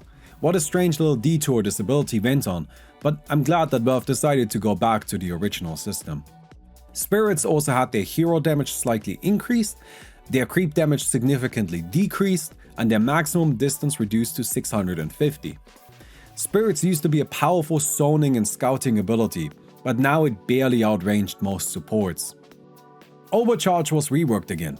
It remained a simple buff with a duration, but instead of providing damage reduction, it now offered regeneration based on your maximum health.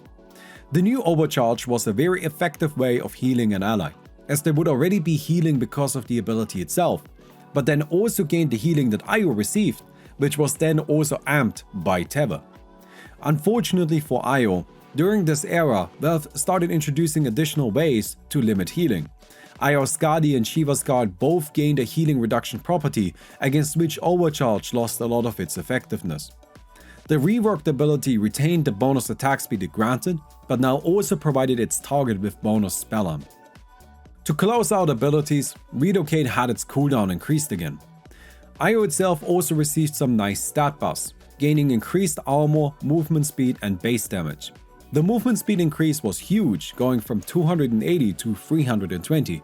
I think that's because they realized the era of Io buying boots was over, and they might as well give them to it for free.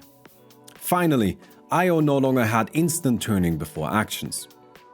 That also brings us to the solution for the bonus points from earlier, which was Pangea, who is now the only hero that doesn't need to turn to perform actions, although he still needs to turn to attack, so he's not quite the same thing. Apart from direct hero changes, there were also a large number of changes to the general environment. Holy Locket, an upgrade to Magic Wand, had been buffed. It now passively gathered charges, which made it a great option for Io, since it could always use a 20 charge Holy Locket to instantly heal an ally back to full. Holy Locket also provided Heal Amp, which worked well with the rest of Io's skill set. Neutral items were added into the game. These provided a free source of minor power, which helped close the gap between supports and carries, particularly after their count was increased to 5 and the dedicated inventory slot was added. Supports were the main beneficiaries of a lot of changes during this era. Observer wards were made completely free, and when they got destroyed, they now always gave their bounty to whoever purchased the detection that was used to find them, which was usually a support. Then, every player gained their own individual courier, which finally gave supports free access to consumables and item deliveries. Before, they often had to wait until their cores were done using the courier, or simply had to walk back to the base to pick up their purchases. Finally, dying now granted one free TP scroll, which was just a blessing for Io, who was a close compatriot of death. Overall, it seems to me like Valve tried to introduce more stability to Io, lowering its peaks but also raising its baseline. While it had again been tuned down quite a bit, the buffs it received in return made it still a more than solid choice when the International 10 finally rolled around. TI-10 was heavily dominated by farming and Roshan-oriented strategies. The laning stage was crucially important as it helped build momentum to control the map and gain access to the plentiful resources on it. Io reprised its role as a healing support. Its main goal was to give one of its cores a strong laning phase and then run around the map, restoring health and mana to its team while they are farming. To this end, Io's skill build changed. The primary path became maxing out Overcharge first, Teva second, and skipping Spirits entirely. Due to their recent range reduction, Spirits had become difficult to use and often required Io to get too close to its opponents to be worth the risk. Io would still sometimes level Spirits, particularly when playing in more aggressive spell-based laning situations, but the ability had very much fallen out of favor.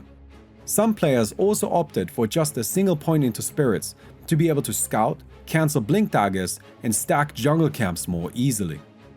Overcharge was easier to get value out of, as the attack speed and healing could be used in fights and for very effective harassment.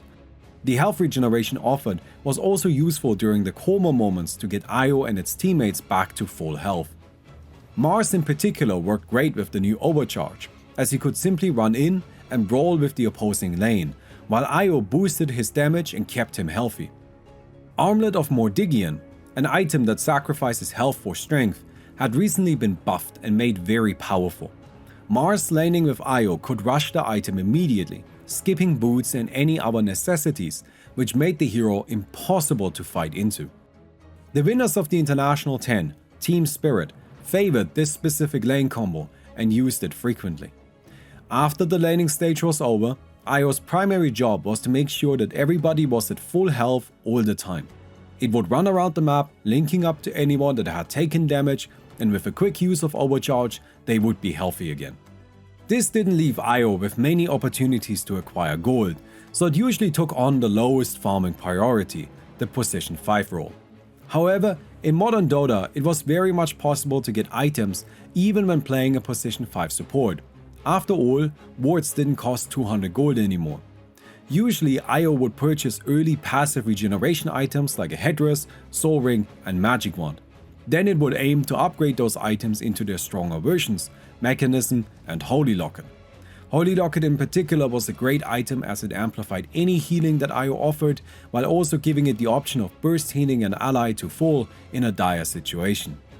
Aghanim's shard was also a frequent choice on IO, as it offered its team an additional stun at a fairly low cost. Sometimes even at no cost, as it wasn't unheard of that teams would give IO the free Aghanim's shard from the second Roshan kill. The frequency of Roshan kills actually offered another fun option for IO, as getting access to cheese became a much more common occurrence in games. Cheese dropped from the third Roshan and was a consumable that could be used to instantly heal 2500 health and 1500 mana. When used by IO, this healing could be amplified and passed to an ally, which guaranteed a full heal at any stage of the game. That's not to say that IO would always be given the cheese, as the hero was quite vulnerable and a frequent early target in fights. Another problem IO faced was the abundance of healing reduction.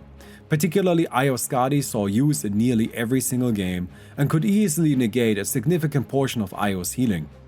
Relocate had also become less useful, as split pushing had vanished. Past the laning stage, teams would primarily move as a cluster, and nearly all fights were 5-on-5 clashes. Despite all of this, IO was the third most popular hero of the tournament, being picked and banned 175 times. Over 90% of games had IO involved in some way. I really cannot overstate the value of having a strong laning and farming stage at TI10. While IO had limited use, the things it was good at were extremely important. However, I don't want to give the impression that IO was anything more than that. IO was not overpowered. Instead, it was easy and safe to fit into a draft. Nearly every core appreciated the buffs and healing IO brought, so when things were uncertain, there was no reason to not just pick or ban IO. I think there could even be an argument made that IO was a bit overrated.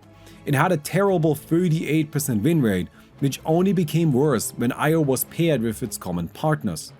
I talked about Mars a second ago, but IO Mars only won 33% of their games. IO Gyrocopter remained a popular pairing with a horrendous 21% win rate. Ursa IO were next, and they only managed 31%. The most common and best partner IO had was Storm Spirit, a partnership entirely founded upon IO's healing, and even they only won 42% of their games, only barely pulling up the average. IO was one of the most frequently used heroes at the International 10, but its performance wasn't good. This could be because the teams were overrating IO, either due to inertia or an unexpected metagame, or because the opposing teams were playing around it and countering IO. Either way, IO remained a pillar of the competitive Dota 2 scene. I think you already know what's coming. We're somewhat used to it at this point. After the International 10 concluded, IO received another set of fairly significant nerfs. First, its talents were significantly changed again. They became more specific to IO and generally worse. Of particular note is the level 20 plus 0.2% overcharge max HP regen bonus talent, which is truly just awful, as it amounts to 2 additional health regen per 1000 health. As a level 20 talent, that is frankly unacceptable. IO's Aghanim's shard was also reworked. It no longer offered IO a stun, and instead now passively granted IO 10% spell lifesteal, as well as doubling this and sharing it with the tethered ally while overcharge is active. Another strange change, as IO didn't really have a way to use spell lifesteal. Maybe the idea was that IO should use Aghanim's Scepter again, as that upgrade also received a minor buff, now making it so that spirits apply 15% slow for 0.3 seconds when they connect with a hero. This was reminiscent of TI9 IO, but the Spirit's slow back then applied an 80% slow for 0.3 seconds, not 15%. 15% was not enough to suddenly justify buying Aghanims again. Personally, I do get the feeling that Valve was trying to reintroduce core IO, as the Scepter buff, the Spirit's damage talent at level 15, and the shard change only really makes sense in such a build. But the actual numbers were so much worse than they used to be that it just didn't work at all. Teva also had its healing power nerfed again. Spirits received a small mana cost decrease, though the biggest change came to Overcharge.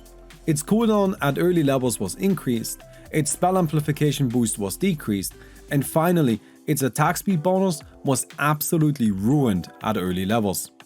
IO had been the bedrock of competitive Dota for the last decade, and Valve finally had enough. All of these nerfs were devastating, and not even IO could recover from them.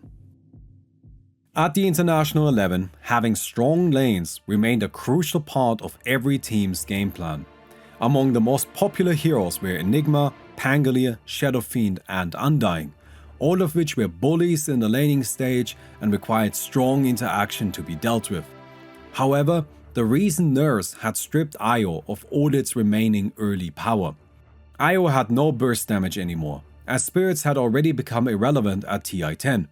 But back then, IO could at least offer indirect laning presence by significantly boosting its allies' attack speed even at very early levels. But at TI11, Overcharge just didn't give that much attack speed anymore until IO reached level 5. Combined with Teva being nerfed again, IO couldn't lane. The hero simply didn't pose a threat.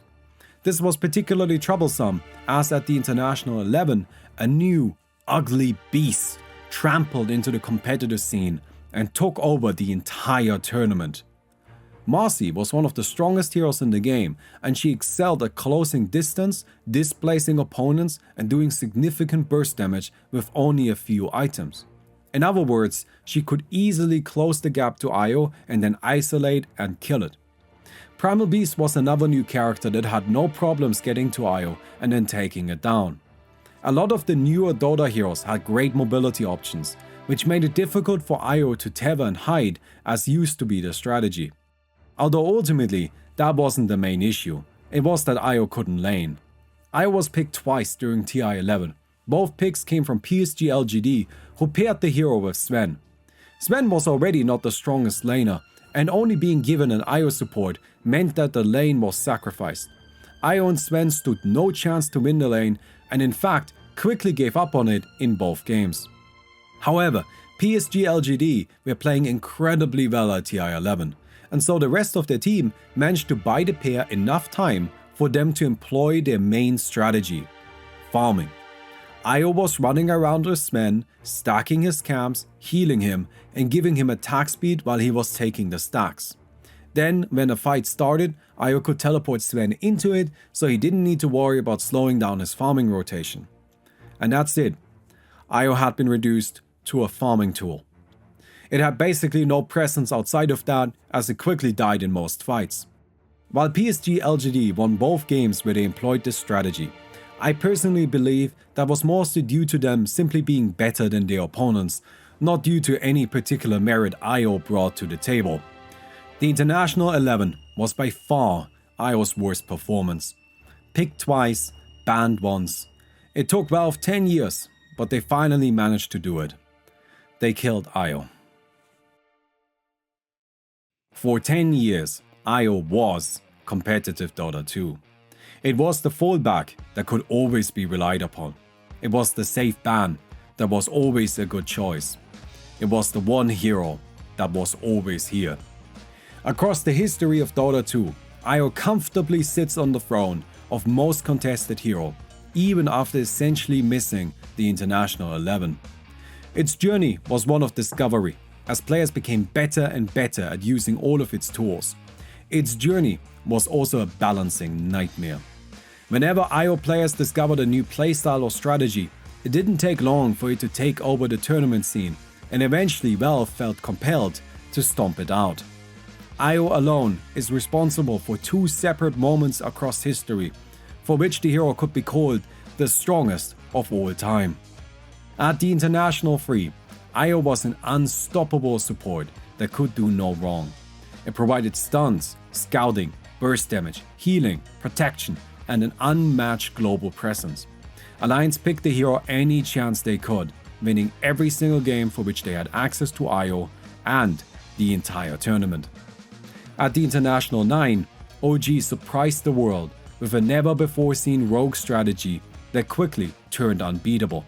They not only won against their opponents, but crushed them. As soon as IO hit level 15 and finished its Arcanum Scepter, the game was over. OG took home the Aegis, winning every single IO game they played. However, despite many standout performances, IO also had worse tournaments, during which it didn't perform particularly well, resulting in below average win rates. I would argue that this stemmed from players learning how to strategize against IO and not from a weakness of the hero. Unfortunately, I can only make this argument up to the International 11, as in modern Dota, the many nerfs over the years finally caught up with IO, and its future is now uncertain. Despite that, the enormous shadow that IO cast on the International Tournament Series cannot be overstated, and it may very well be the greatest Dota hero of all time. Yo, thank you very much for watching the video. I hope you guys enjoyed it. This was a big one. Honestly, this was a scary one to make. Very intimidating to work on IO for like a month and a half. But honestly, I'm pretty happy with what we ended up with. So I hope you guys liked the video. If you did, don't forget to subscribe. Don't forget to become a channel member. Maybe let us know what hero you want to see next. I can already tell you who's next though. That's going to be Drow Ranger, which is exciting, isn't it? I'm looking forward to that. As part of Drow Ranger, we also got ourselves a new microphone. Look at it. The sound is gonna be really nice going forward. So, that's gonna be kind of fun as well. But setting that aside, I wanted to give a quick shout out to Metafy. Metafy, of course, being a fantastic platform for all kinds of gaming media, learning media. You can also find our videos on there. Link down in the description. And then also a shout out to Febby for joining me for an interview. I very much appreciate that. And then also one more to DK Trueman for helping us do a little bit of commentary. And that's, I guess, it. So thank you so much for watching the video. I hope you enjoyed it. I mean, honestly, this new channel here, Stories of Dota, is such a fun project to work on. And it's such a pleasure to see that y'all are just excited about it. So, maybe we can keep that excitement going.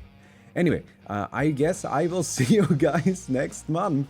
So, until then.